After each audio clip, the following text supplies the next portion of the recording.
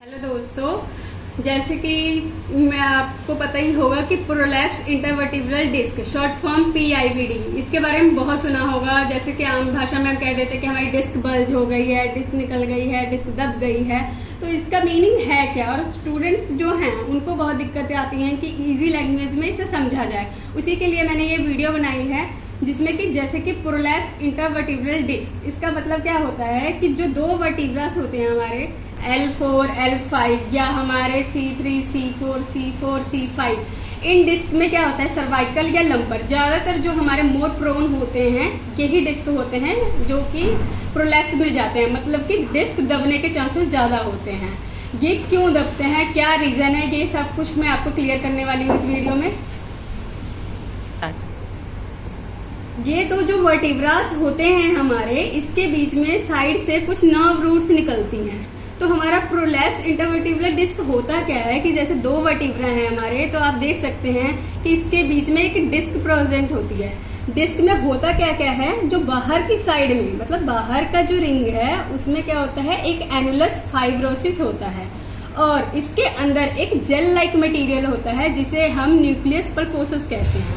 तो जब भी पॉजिटिव प्रेशर पड़ता रहता है स्पाइन पे, क्यों, जो लंबर स्पाइन है हमारी सारा दिन वर्कआउट करती है, फ्लेक्शन एक्सटेंशन मूवमेंट करवाते हैं। फ्लेक्शन मतलब आगे की तरफ झुकना, सीधा होना, वैसे ही हमारी नेक जो है सारा दिन मूवमेंट करती रहती है।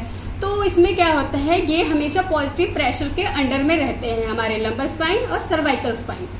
तो ज़्यादातर हमारे पास पेशेंट आते हैं, वो क्या दिक्कत लेके आते हैं कि हमें पेन फील हो रहा है, कमर में दर्द फील हो रही है, हमें झुकने में दर्द आ रहा है, हमें हैवीनेस फील हो रही है, टिंगलिंग सेंसेशन हो रही है, जैसे कि आम भाषा में कह लें कि झंझनाहट महसूस हो रही है पैरों में। तो वो किस कारण हो सकता है, उसका एक कारण जो है PIVD, प्रोलैप्स्ड इंटरवर्टिब्रल डिस्क भी हो सकता है।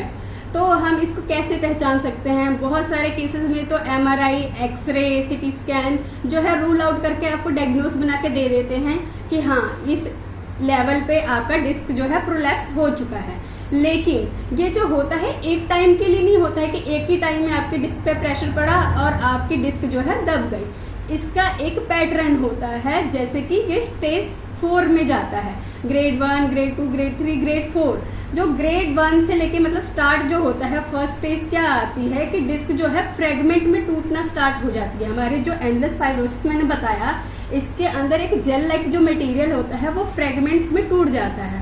टुकड़ों में टूटने के बाद एक पोस्टीरियर लिगामेंट होती है बाहर की तरफ, मतलब पीछे की तरफ, और एक एंटीरियर लॉन्गिट्यूडनल लिगामेंट होती है जो कि स्पाइन को सीधा रखने में हेल्प करती है। इन दोनों को, इसमें क्या होता है, पोस्टीरियर वाली साइड में जब डिस्क पॉजिटिव प्रेशर में रहती है, जो सेगमेंट्स टूट गए मान के चलिए, तो वो जब बाहर निकलना स्टार्ट कर देते हैं तो पोस्टीरियर लॉन्गिट्यूडनल लिगामेंट होता है वो इतना इनफ नहीं होता है, तो वो सेकंड स्टेज में चला जाता है, और जो हमारे न्यूक्लियस पल्पोसस के जो सेगमेंट्स टूटे हैं वो बाहर की तरफ निकल जाते हैं। जब बाहर की तरफ निकलते हैं तो ज़्यादातर ये पोस्टीरो लेटरली निकलते हैं, मतलब पोस्टीरियर पीछे की साइड और लेटरल की साइड। इसीलिए आप देख सकते हैं इसमें दिखाया गया है, रेड कलर का मार्क किया गया है कि यहाँ से निकली है डिस्क, यहाँ से निकल के इस नर्व रूट को इंपिंज करेगी।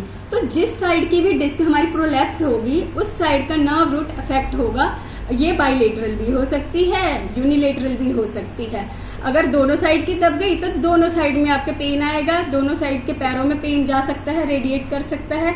अगर एक साइड में होगा तो आपको एक ही साइड में पेन फील होगा, पेन, स्टिफनेस, ये सारी चीज़ें फील होंगी। सेम ऐसे ही हमारे सर्वाइकल स्पाइन में होता है। सर्वाइकल में होता है हमारा C5, C6 जो ये होते हैं, और C4, C5 ये जो लेवल होते हैं हमारा, ये मोस्ट प्रोन होता है हमारा डिस्क प्रोलैप्स का। सेम वैसे ही L4, L5 जो होता है वो बहुत प्रोन होता है, L5 to S1 भी वो प्रोन होता है, लेकिन L3 to L4 ये रेयर चांसेस होते हैं। ये हो कैसे जाता है, जैसे हैवी चीज़ उठा लेने से एकदम से जर्क लग गया, हैवी कोई भी आपको धक्का लग गया, तो कोई भारी सामान उठा लिया आपने, उसके कारण आपको ये हो सकता है। तो आपको ये क्लियर हो गया होगा, कैसे हमें रूल आउट करना है ये भी क्लियर हो चुका होगा कि पेशेंट हमारे पास यही सब चीज़ें लेके आएगा। ठीक है, डायग्नोज कैसे कर लिया हमने, MRI, CT स्कैन ये देख के कर लिया हमने। स्पेशल टेस्ट भी होते हैं कुछ जो मैं आपको बता सकती हूँ, एक SLR टेस्ट होता है, एक लेस्ग्यू टेस्ट होता है। जैसे कि मैंने आपको बताया था कि PIVD में हम SLR टेस्ट और लेस्ग्यू टेस्ट करते हैं, जिसमें हमें पता लग जाता है कि हमारी जो डिस्क है वो प्रोलैप्स है कि नहीं है, मतलब वो बाहर की तरफ निकल गई है या नहीं है।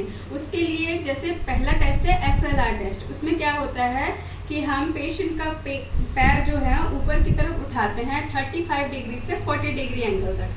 पेशेंट क्या कहेगा कि मेरे कमर में दर्द आना स्टार्ट हो गया है। अगर पेशेंट की सियाटिक नर्व इंपिंज कर रही है तो पेशेंट हमें ये कंप्लेन करेगा कि उसका पेन जो है थाई से लेके काफ मसल तक रेडिएट कर रहा है, ऊपर से नीचे की तरफ पेन आ रहा है। ऐसा ही मॉडिफिकेशन है इसका लेस्ग्यू टेस्ट का। लेस्ग्यू टेस्ट में क्या होता है कि पेशेंट का जो हिप है वो 90 डिग्री पे होगा, फिर हम नी को एक्सटेंड करने को बोलेंगे। लेकिन अगर पेशेंट का पेन ज्यादा है, PIVD पॉजिटिव है, पेशेंट सीधा ही हमें डिनाई कर देगा, अनएबल टू मूव होगा, पेशेंट आगे ऊपर उठाने की इजाजत हमें नहीं देगा।